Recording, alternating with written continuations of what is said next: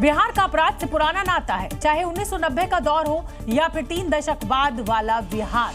जी हां, नीतीश कुमार की सुशासन वाली सरकार में भी अपराधी बेखौफ, बेलगाम, खुलेआम वारदात को अंजाम दे रहे हैं। आलम यह है कि अब बिहार क्राइम कैपिटल बन चुका है। मुख्यमंत्री नीतीश कुमार लाख दावा कर लें, लेकिन पारस अस्पताल की इस तस्वीर को झुठला नहीं पाएंगे, जो उनकी नाक के नीचे अपराधी तांडव मचा रहे हैं। क्योंकि पटना के अस्पताल में घुसकर गैंग वॉर की जो तस्वीरें आई है, वो नीतीश सरकार के लॉ एंड ऑर्डर पर सबसे बड़ा धब्बा है। अपराधी बेखौफ पारस हॉस्पिटल दाखिल होते हैं, बारी बारी से बंदूक निकालते हैं और फिर मौत का तांडव शुरू हो जाता है। इस वीडियो में हथियार से लैस 5 शूटर नजर आ रहे हैं। सबने कैप पहन रखी है और एक एक कर वो गन लोड करते नजर आ रहे हैं। जिस वार्ड में चंदन नाम के गैंगस्टर का इलाज चल रहा था, वहाँ सुरक्षा में एक सिपाही तक नजर नहीं आया और इसी का फायदा उठाकर बदमाशों ने अस्पताल में घुसकर अब तक के सबसे बड़े गैंग वॉर को बड़ी आसानी से अंजाम दे दिया।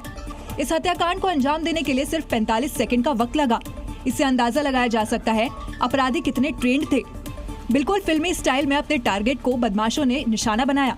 कुछ आईसीयू के अंदर से ताबड़तोड़ फायरिंग कर रहे थे, तो 2 बदमाश गेट के पास से फायरिंग करते नजर आए और वारदात को अंजाम देने के बाद 5 अपराधी बड़ी आसानी से फरार भी हो गए। अब पटना पुलिस इन अपराधियों को जमीन आसमान एक कर ढूंढ रही है। पटना पुलिस ने बताया कि पारस अस्पताल में जिस मरीज को गोलियों से छलनी किया गया, दरअसल वो खुद भी एक कुख्यात अपराधी है, जिसे बेऊर जेल से इलाज के लिए अस्पताल में भर्ती करवाया गया था। बिहार में लॉ एंड ऑर्डर पूरी तरह से ध्वस्त हो चुका है, लेकिन कानून व्यवस्था को सुधारने वाले जिम्मेदार अपराध की अब एक नई थ्योरी लेकर आ गए हैं। मई, जून और किसान वाली थ्योरी क्या है, इसे भी आपको समझना चाहिए। मई जून में ज्यादा मर्डर होते आई है वर्षों से। अप्रैल, मई, जून, जब तक बरसात नहीं होती है ये सिलसिला जारी रहता है, क्योंकि ज्यादातर किसान को कोई काम नहीं रहता है। बिहार में बढ़ते क्राइम के पीछे किसान वाली थ्योरी बताने वाले जनाब additional director general of police है। इन्होंने एक झटके में बिहार में अपराध के लिए किसानों को जिम्मेदार ठहरा दिया। बरसात होने के बाद लोग, कृषक समाज के लोग व्यस्त हो जाते हैं और घटनाएं घटती है। यानी बिहार में अब जितने भी मर्डर हो रहे हैं, चाहे पटना में अस्पताल में घुसकर गैंगस्टर की हत्या हो या फिर रोहतास में किसान की हत्या, सीतामढ़ी में रेलकर्मी की हत्या, खगड़िया में जमीन विवाद में मर्डर और मधेपुरा में गोली मारकर हत्या, एडीजी के मुताबिक ये क्राइम किसानों ने किए हैं, क्योंकि साहब को लगता है किसान घर पर बैठे हैं तो चलो खेती की जगह मर्डर ही कर देते हैं। अब इसी तर्क पर कुंदन कृष्ण नीतीश कुमार से ज्यादा सुर्खियों में हैं। बिहार विधानसभा चुनाव में गिनती के महज कुछ ही दिन बचे हैं और ऐसे में लगातार हो रही हत्याओं के खिलाफ विपक्ष लामबंद नजर आ रहा है। चाहे तेजस्वी यादव हो या फिर पप्पू यादव, हर मोर्चे से नीतीश कुमार की सरकार पर हमले हो रहे हैं। इस बीच पप्पू यादव ने तो बिहार में राष्ट्रपति शासन तक की मांग कर दी है और राज्यपाल से मिलने पहुंच गए हैं, क्योंकि बिहार में पिछले कुछ दिनों के अंदर आपराधिक घटनाएं तेजी से बढ़ी हैं। कांग्रेस दावा कर रही है कि पिछले 17 दिन में 46 मर्डर हुए हैं। ऐसे में अब बिहार की सियासत में राष्ट्रपति शासन की मांग शुरू हो गई है। ये कोई शासन बचा है? अब भी कोई शासन है? मैं गवर्नर साहब से मांग करूंगा कि अब राष्ट्रपति शासन लगा देना। इस मांग के पीछे पप्पू यादव ने पटना हत्याकांड से लेकर बिहार में हो रहे तमाम आपराधिक घटनाओं का जिक्र किया है। हालांकि बिहार के डिप्टी सीएम ने एक बार फिर सुशासन की सरकार वाला तर्क दे दिया है। मुख्यमंत्री जी कह चुके हैं कि पाताल से भी ढूंढ के अपराधी को ठोकेंगे, अपराधी को पकड़ के लाएंगे, जो भाषा समझेगा वो भाषा समझाएंगे। खैर, अपराधियों को समझाने वाली भाषा जो भी हो, फिलहाल बिहार में गुंडे माफिया किसी भी भाषा में समझने के लिए बिल्कुल रेडी नहीं। तभी तो पिछले कुछ दिनों में बिहार क्राइम कैपिटल बन चुका है और लॉ एंड ऑर्डर आईसीयू में पहुंच गया है।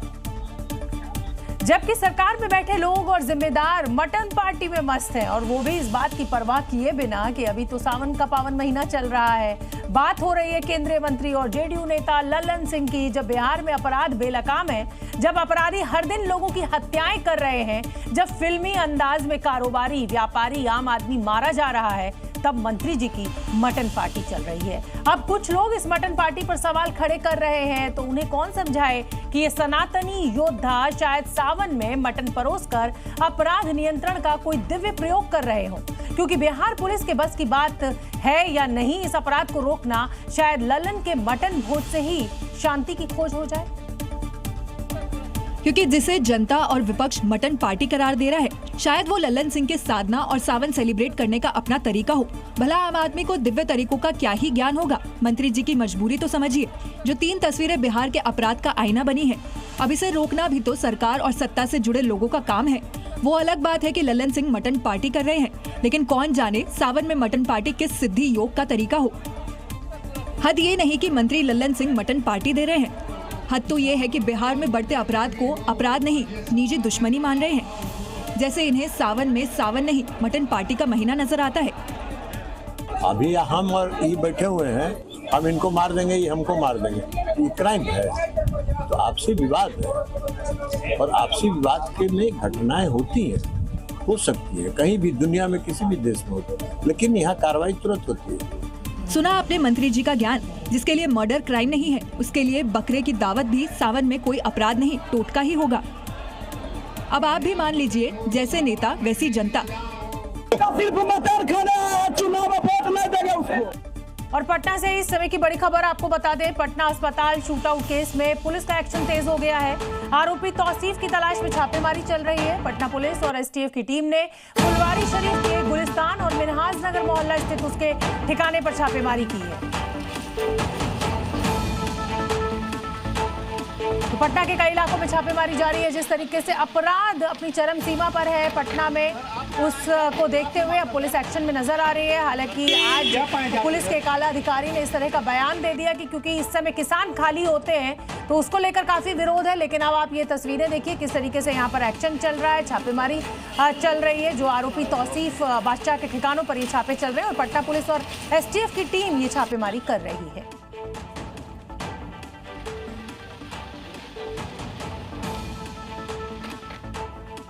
राजनीति में एक कहावत बहुत चर्चित है, न काऊ से दोस्ती न काऊ से बैर।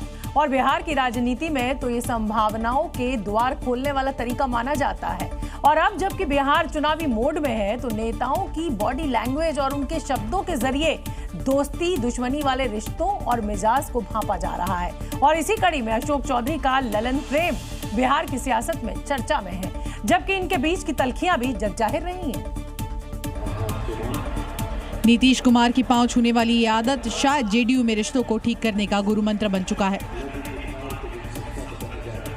कभी जेडीयू के इन दोनों ही प्रमुख नेताओं के बीच अदावत सबसे ऊंचे स्तर पर थी, लेकिन ये तस्वीर जेडीयू के अध्यक्ष नीतीश कुमार के लिए सुखद एहसास वाली हो सकती है, जिसका इंतजार उन्हें सालों से था। मौका था लखीसराय के सूर्यगढ़ा में एक जनसभा का, जहां अशोक चौधरी ने ललन सिंह का आशीर्वाद दिया और ये भी कहा कि ललन सिंह से दुश्मनी करना अपने पैर पर कुल्हाड़ी मारने जैसा है। इनके जैसा कोई अच्छा दोस्त नहीं और इनसे खराब कोई दुश्मन नहीं। अगर इनको छेड़ दीजिएगा तो आप परेशान हो जाइएगा। ये रिश्ता आगे कितना मजबूत होगा ये तो वक्त बताएगा, लेकिन पैर छूकर पैर खींचने की परंपरा इस बिहार ने खूब देखी है।